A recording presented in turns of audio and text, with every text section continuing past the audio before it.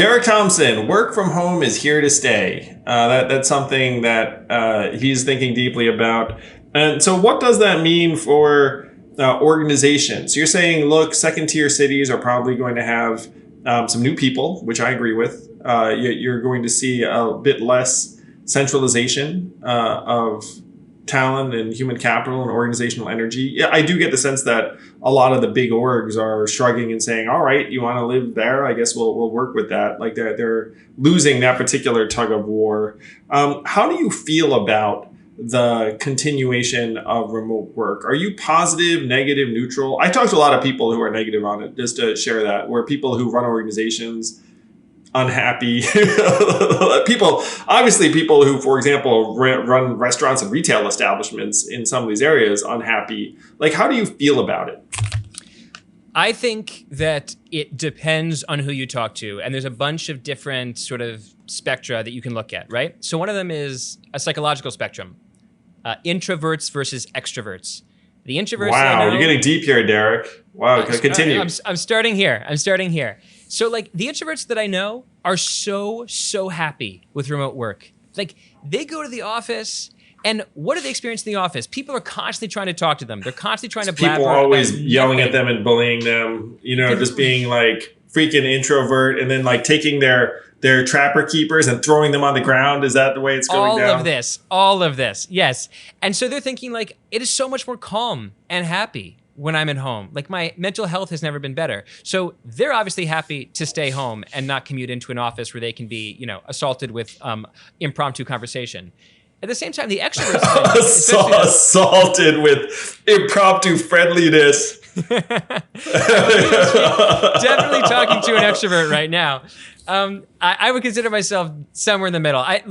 And I should also say, like for the Briggs Meyer doubters. Well, you've written books, so you're probably an introvert. That's like a general thing. Rule of mine is like if someone had the patience to sit there and write a book, they're probably introverted. But continue. You've written twice as many books as I have, sir. So I don't know if you would consider yourself an introvert. I am an introvert. Anyone who saw me as a kid would know. I'll just be sitting under a tree reading some Dragonlance novel. It wasn't exactly. So yeah, the extroverts I know in my life are like, get me back to the office. Like I get confidence and power and feel good about myself when I'm talking to people. So that's no one to lord it over in their house. They just start yelling at their dog, being like, "Listen to me, I have thoughts." But speaking of lording thoughts over your dog, I also think that another spectrum that's important is like lower level employees, mid-level employees, and managers, right? So I think managers want to get back into the office for the most part, in my experience. Like they enjoy managing people in like a live setting. People that are kind of advanced in their career but not managers, they're happy to work from anywhere. Like they're really, really happy to have that freedom to not have the commute. Younger workers, I think, feel often like they're missing out on culture if culture to them is just a group Slack. If it's just like if the office just becomes a group text, that's not an office. That's a group text. And so I think that for some like younger employees, they aren't getting necessarily the cultural experience that they want. So I think it cuts a lot of different ways. And, remote work is one of these things that I sometimes compare to like food. Like it's ridiculous to say that food is good or bad. Some food is good for some people some of the time. And that's what we're going to see with remote work, that it's going to be this unevenly distributed thing that works for some people and not for others.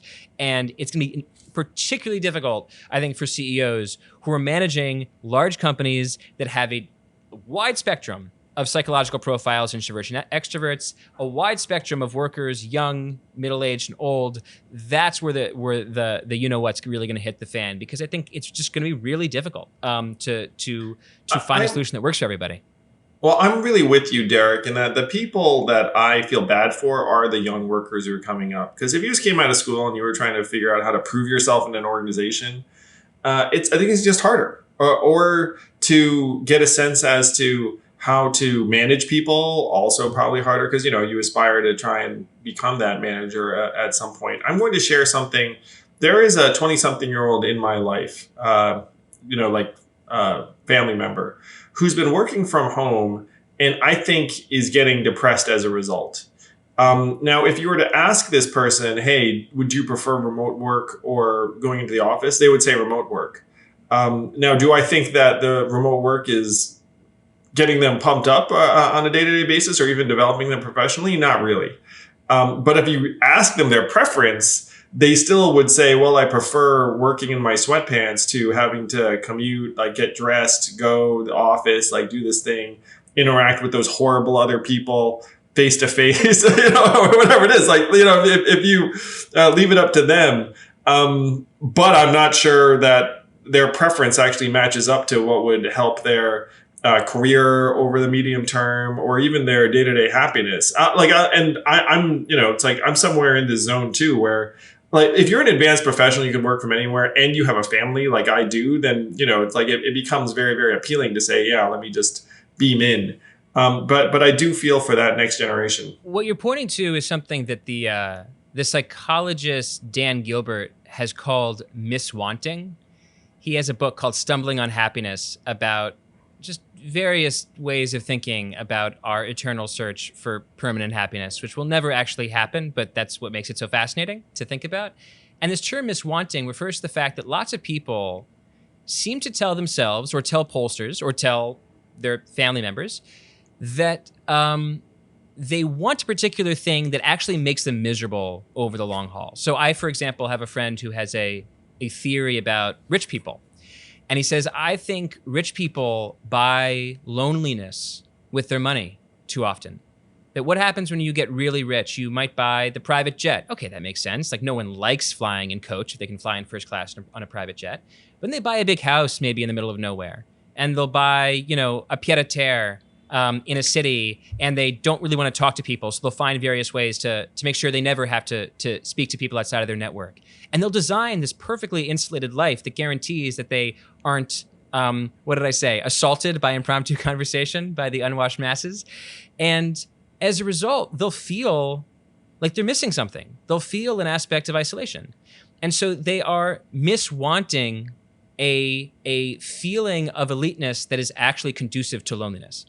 And so here you have examples on, I guess, either end of the economic spectrum. And obviously miswanting is not just something that happens to elites. I think it happens to all of us.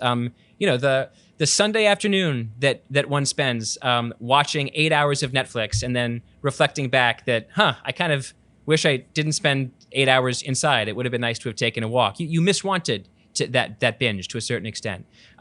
I do think that much to Netflix's delight. Much to delight, yeah, exactly. I do think there's something rather profound about the phenomenon of miswanting, and it's possible that a lot of us, miswants a lot of conveniences of sort of internet. It's just friction, man. Life. If you ask anyone, like, "Hey, do you want friction?" Be like, "Hell no." And a commute's friction, other people are friction, the office is friction. But it turns out that some degree of friction is probably healthy.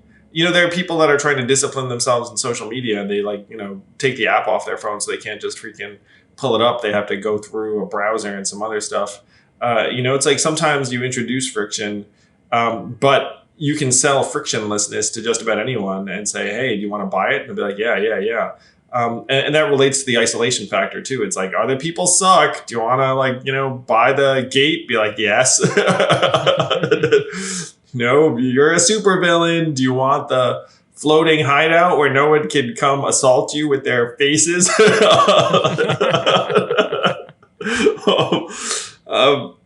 it's something that I think we're seeing in different ways. Is just there's some friction that we probably wanted. That'd be my case, and that might include some elements of the in-person office experience. Yeah, the Columbia professor Tim Wu has written about this, that there are certain ways that the tech consumer economy can be so perfectly frictionless that it can remove some of the sort of the small inconvenient beauties that are just a part of life. And sometimes I find that to be too much of a traditionalist argument, but sometimes I think it's kind of right. Like, I think he wrote this article for the New York Times about like the joy of wandering through an antique shop, not knowing what you want.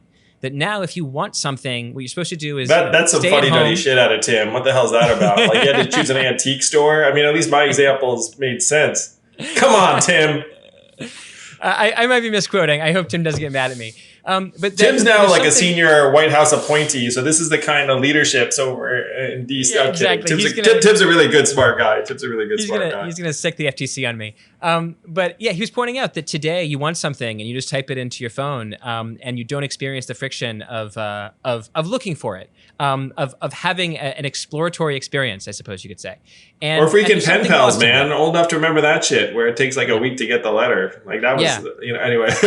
Right, and I don't want this to be too. I don't want it to become too fuddy-duddy. Like, I'm a huge fan of technology. I'm a huge fan of the friction points that have been eliminated by a lot of these companies. But clearly, like, there is something that is wrong. We all feel it, I think, in our bones, and we can sometimes see it literally in the statistics. There is something wrong with a life that is overly mediated by our phones, or that is overly mediated by these technologies designed to produce streams of frictionlessness. You had this graph in your book of the coincidence of the rise of teenage anxiety and depression with the mainstreaming of the smartphone. This is something Jonathan Haidt has written about, psychologist at NYU. A bunch of other people are on this. Instagram has even found in its own internal surveys that Shocker. have this effect. Yep. Shocker! Facebook knew. Sorry, go ahead, continue.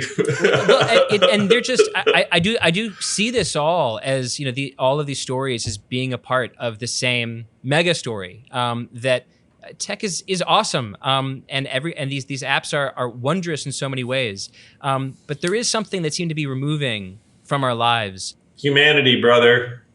We freaking miss that humanity action. You know, you got to walk down the street and find your friend, as opposed to seeing their best moments on your phone and thus screwing with your mind.